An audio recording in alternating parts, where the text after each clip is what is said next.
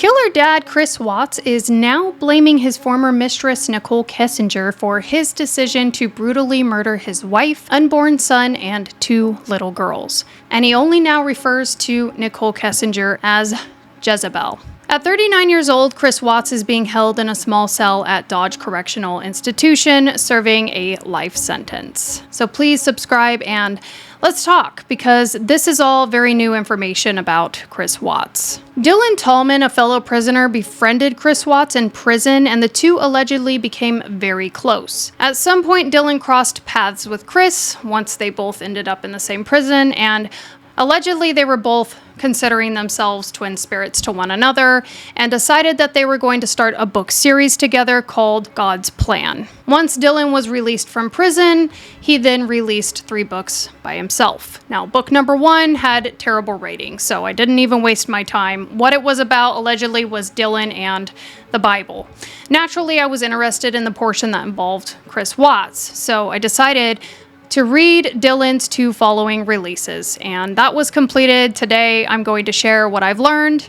Let's talk. It should be noted straight out the gate that this is all based off of Dylan Tallman's books. I obviously do not know Chris Watts or Dylan Tallman personally, so I'm just going off the public resources and sharing facts from the books of him and his experience and what he learned allegedly from Chris Watts in being his cellmate. So as we know, Shanann Watts was murdered at the hands of her husband, Chris Watts, in Colorado back in the year of 2018. He was having an affair with a woman named Nicole Kessinger. Shanann Watts was pregnant with their son, Nico, and their 2 daughters were also murdered at the hands of their father, Chris, and then they were dumped in oil tanks. And it hit the nation so very hard. But the people that obviously took it the hardest were Shanann's family. Now, for starters, Sandy Ruzek, who is Shanann's mother, was the one who requested that Chris not face the death penalty when he was convicted. So instead, Chris Watts took a plea deal admitting to murdering his entire family, and he will be spending the rest of his life in prison,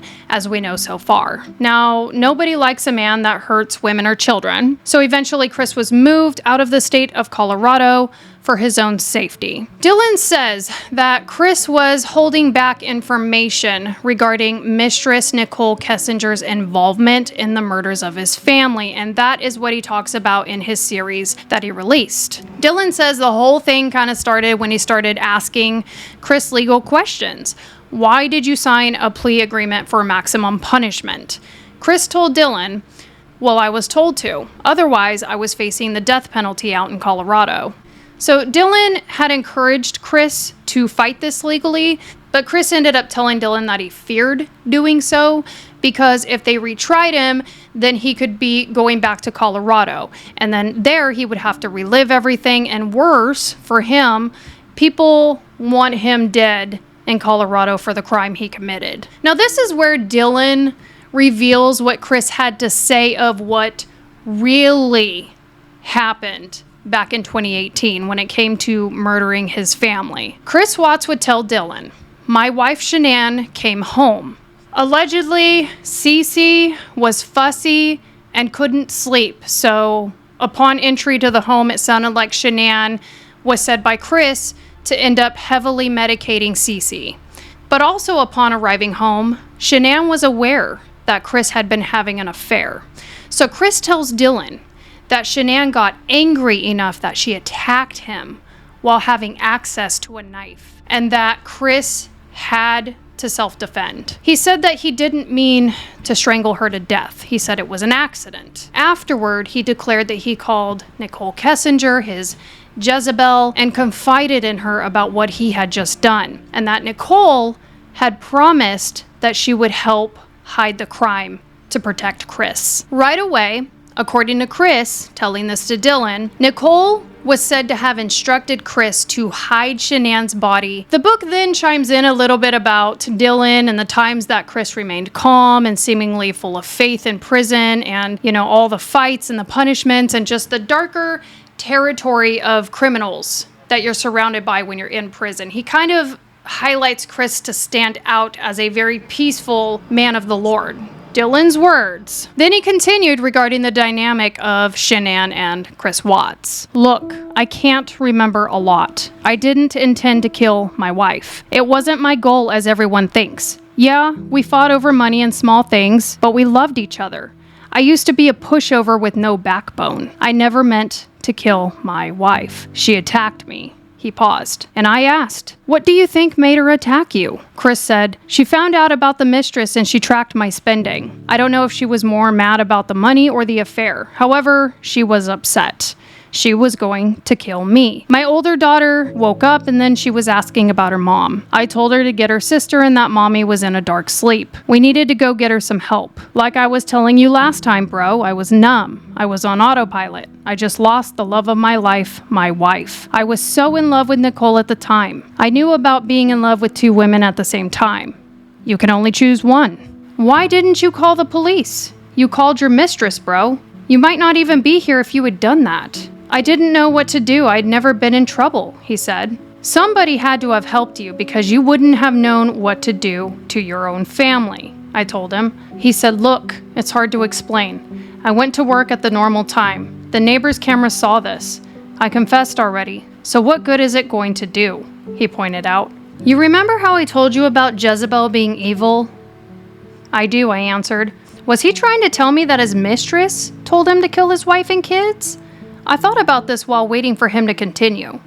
Speak clearly to me, brother. This is not an interview, I told him. My older daughter was trying to wake up her sister. She was sleeping deeply from the medicine her mom gave her. She was having trouble staying asleep the night before. I decided I would leave my wife's body at home. Chris had a slight sob catch in his throat. I heard his voice start to crack. I left her in a sheet, and I was going to check in with Nicole because we had plans to meet up before work. I was going to skip work and spend the day with her until all of this. I left with my girls, and I assured my older daughter that her mom was fine.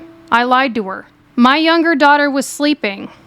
I had my girls with me, and their mother was home dead. I thought of Nicole, and I thought perhaps we could start over somewhere in North Carolina still. Y'all were gonna move to North Carolina? I interrupted him. He said I was pondering on it, but losing my wife, it made me feel doomed, alone, especially the thought of losing my mistress too. So I met up with her where we were supposed to rendezvous on my way to work. Nicole was calm about the whole situation. She told me to just go to work like I was supposed to, and she asked me about the girls. We talked it over for a while, and we decided we could make it look like they went missing. Things blew up in the media. The pressure unfolded fast. What about your wife's body? I questioned. She said she would take care of it, he sighed. I really didn't want any of this. One sin caused another one, and one after that, and so forth. The snowball effect, I said. That's exactly what it was, he agreed. So these conversations that he's having with Chris Watts is never just in one sitting, hence why it was made into a series. It drags on between, the current events at the time, within prison, and different days. So in another instance, they play basketball and sit together again for more confessions of things that happened. I knocked on the wall and called Chris to the electrical outlet on the wall from the cell next door. I have to know and I will not judge. Did you kill the girls? Yes or no? He went silent. The silence was thick in the air. It was a deafening silence. I should have cast myself in the grave that was dug for them, he said. I decided to ask him the same question but from a different angle. Did you have help with the girls? He took a long, deep breath and seemed to hold it. Yes, I did, he admitted to me.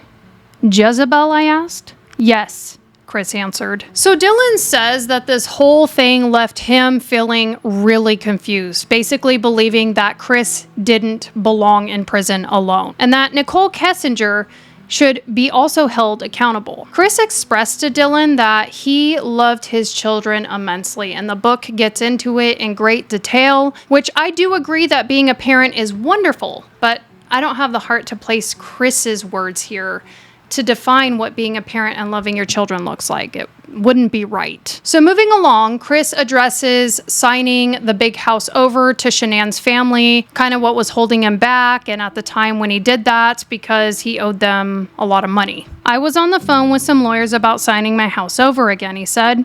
He was being asked to sign the house over to the victim's family. I kept him from signing it over at the time because there could have been evidence yet to help his case. If he could hold off and get that private investigator or even someone else to sweep the house, it may have been helpful. He needed new facts, new circumstances, and then he could possibly get out in 20 years instead of never. What did you tell them? I asked. Well, the last time I told them I didn't have an envelope to send them the signed agreement. This time, I just told them that I didn't want to. Chris was getting more of a spine. I'm impressed. This is good news. All we have to do is find you a lawyer and a private investigator, I told him. I know, but I have to give it to her family. It's the least I can do. He sighed. I'm not saying keep the house, but I'm saying hold off on signing away your life. There could be some kind of evidence in there that could help your situation, I conveyed. Yeah, I need a lawyer. I won't sign it until I can figure out what I'm doing, he decided. And then according to Dylan, Chris then gets into Shanann's Thrive business. How much money do you think you and your wife made per year? I asked. Her and I together? We made well over $100,000, he said. What did she do? I asked. She was pretty successful at selling Thrive. She was the breadwinner of us all. What exactly did you do for work? I asked. I basically was the guy with the clipboard supervising, he informed me. Then Chris goes over the responsibilities of having been in a marriage with Shanann and what those responsibilities appeared like for his marriage and being a father to his children. I had a lot of responsibilities with them in regards to his children, he said. It sounds like you were doing too much work and taking care of the kids, I said to Chris. When I came home from work, I would make food for them, play with them, bathe them, read them a bedtime story, and put them to bed. I did a lot with them some days, he expounded. He truly sounded like the perfect father, the perfect husband. What did she do? I questioned. Well, she was really busy with her job and everything it required. Some days she would do a lot with them too, he told me. And of course, there's no denying that Chris Watts' family were beautiful, precious, and deserving. So naturally, Dylan wanted to know more about Nicole. Like, why then would Chris Watts get involved with Nicole Kessinger? I started working out and brought my weight down to like 168 pounds. Women were noticing me, and I met Nicole. She was just everything my wife wasn't like me. She was just nice and not a control freak. We could make decisions together. We knew each other for a while, but we didn't start messing around until 6 weeks before. Yeah, I was not thinking. We worked together. We had chemistry and I fell into temptation, he told me. I personally find it interesting that so far in this book, Dylan, to my knowledge, never mentioned anything about Chris elaborating on the bankruptcy that he and Shanann were going through at the time. And if you were able to watch my previous case coverage on this, I mentioned from a very public resource and agreement that this all, still in my opinion, began when this couple filed bankruptcy the first time. Chris was beginning to feel all those things that this book is reminding us of, like the control from Shanann, the failure of being a man and signing for that, the burning out stages of marriage, just a lot more than what Dylan reveals here that was going on in the marriage, in my opinion. Revisiting Nicole's alleged involvement, Chris revealed more about this. Get it off your chest, brother, I said, allowing him to tell me more of his story. Nicole kept saying not to go to the police, not yet, and to lay low. She told me she would marry me. We would sell the house and everything and move. I told her that my older daughter saw enough to incriminate us or incriminate me. I told her that my wife's body was still in the house. She held me tight, told me not to worry. She said she would send somebody to get it and bring it to work, like nothing happened. She held me and told me that it would just be the two of us. She kissed me and made me feel like I couldn't lose her. I would do anything for her. This is what I meant when I told you that she made me choose between my family or her. The girls were what was left of my family, so I chose her, he confessed. So who killed the girls? I asked. I told you that it wasn't my hand doing it. I can't remember a lot. It was like I was possessed. I saw myself doing it, but it was like it wasn't me. Though I was numb and on autopilot, I couldn't hurt them, so I just stopped them from breathing. She helped you with your wife's body, I questioned. I really don't want to take anyone down with me. I did it. She captivated me with her smooth words, dripping honey, and Proverbs 5:3-5. She sold me a dream and brought me a nightmare. She only helped me with the order to kill. As far as hiding them, she helped me. You need to start guarding your heart because that is way overboard. What did she do when you got arrested? I asked Chris. She pretended to be clueless, he said with a sigh. Where is she now? She don't give an F about you. As soon as you got caught up, she bailed. Where is she now? I pushed for an answer. Nobody has heard from her or of her, he said flatly. She's in hiding in case she ends up incriminated in this mess, I informed him. All he managed to say was yeah. Some side facts here also include how Armchair Detective allegedly wanted to help Chris. And if you know anything about the things that this man did to Shanann's family, you would crawl in a hole and hide for him because he had no shame. I did a live on this matter and it's still up. It's like the only live video that's still public if you'd like to check that out. And I was celebrating the day that they took his channel down. Dylan also spoke of Chris not wanting media attention nor giving much attention to fighting for the truth of the matter. Dylan insinuated many times that he wanted to help Chris appeal. But Chris seemed like all he wanted to do was spend his life, wherever that may be, getting close to Jesus. Dylan also expressed the kind of letters that Chris Watts was receiving, which was both hate and love notes at the same time. Women throwing themselves at Chris and some people just merely wanting to see him die. Even though Chris would say time and time again that he wants to appeal his conviction, it seems like Dylan didn't really sense that Chris was going to move on it. A lot of you guys have said that you did or you do think that Nicole Kessinger was involved, that authorities dropped the ball and that she's a free woman now in our society. Is Chris going to eventually turn on his pastime lover Nicole Kessinger if she was truly involved like he told Dylan? I know that families typically know more than what the public knows about a case regarding crime. I was actually told that for myself by a victim's family member. We had a phone call and the case is actually a really big case. It's something that I covered here. It was a big deal. But this family member and we talked and she told me that sometimes true crime channels can be offensive because YouTube channels go off very public information and the family are the ones who know more about the cases than anyone. So sometimes on YouTube, it gets twisted. It becomes a cesspool of the court of public opinion and it becomes, story time to make some money. And it's very hurtful to these families. But the way that I see it, if you're willing to run a channel and you're willing to do honest work on a case, it can actually be a good thing as well because you don't let the case become just another case. You bring light and honor to victims and their families and lessons about terrible crimes for other families in this world to learn from. I am honestly so thankful to honor families that have gone through something like this because sometimes they just can't talk about it either legally or emotionally. So what Shanann's family has come out to say, from my understanding, is that they do not want Shanann's name used in a bad way. They don't want to be harassed.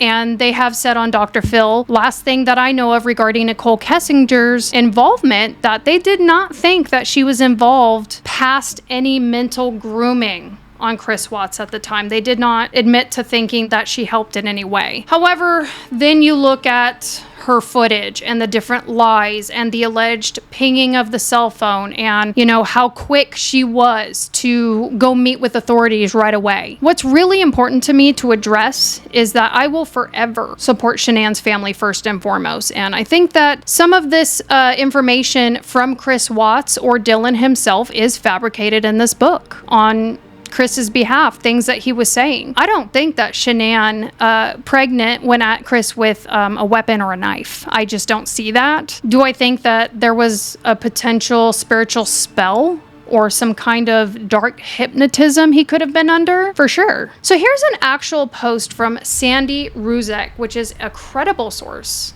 on her daughter, Shanann.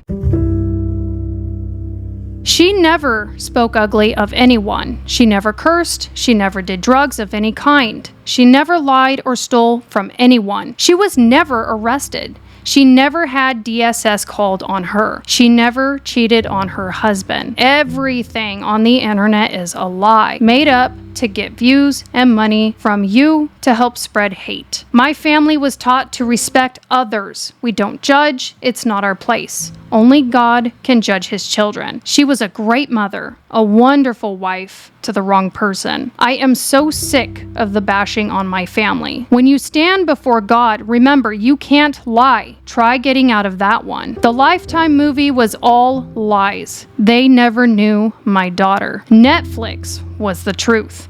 We wanted the world to see what the Antichrist took off this earth. One of the things that I loved about Shanann was the things that people hold above her and judge her for the most. It was how driven she was as a mother and as a wife. I loved her ability to keep things tidy and organized. And I loved that she had a routine. And no matter what people say in reference to disagreeing with that, Chris was the one that was wrong through and through. It was not and should never have been Shanann's responsibility to get him to communicate his feelings on his marriage and feeling controlled. And we still have yet to see Chris Watts take full responsibility. I understand that he's frustrated and he sees it now as he declares he's getting closer to God, like, oh, she was a dark spirit. Like, you think? Tell us something we don't know. But just like with John Paul Miller, you can't know the Lord fully without taking responsibility in what his calling is for you to do in your life. Chris Watts was to be the leader of his home and honored by his wife. So if he felt at any point in time in his marriage dishonored, it was to be communicated as the leader of that home, not to cheat on her, lie to her, murder her and her children, and continue to blame spirits. So what do you guys think? Is Chris Watts going to get this backbone and be able to prove somehow what he told Dylan? Is that even true? If it's true, what parts are true? Is he still covering a little bit for Nicole? Or is that something that you think really happened? Do you honestly believe that Shanann was capable of doing something to Chris where he would have to do what he did in self-defense? What do you think about the fact that Dylan would come out with a book? I could see where it could be some justice in bringing somebody out there in the world to be held accountable. A lot of people feel that's what needs to happen with Nicole Kessinger. So in a way, I could see the silver lining in reading this series. But in another way, I'm not sure. I mean, was this guy Dylan capitalizing on a big name for a worldwide crime? Let me know your thoughts. And thank you guys again so much for tuning in. Love on your family. Go hug your kids. Respect your wives. Honor your husbands. I'm Chelsea J. Be blessed.